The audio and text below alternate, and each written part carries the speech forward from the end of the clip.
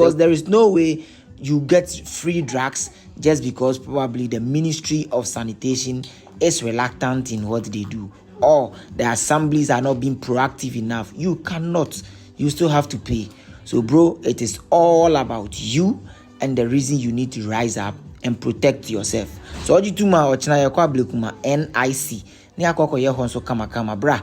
Na yenye isa say when the road is clean and clear, you are always the passenger. Full video no ewo YouTube. Ebusia shebi na subscribe to your channel na share video no so MIA.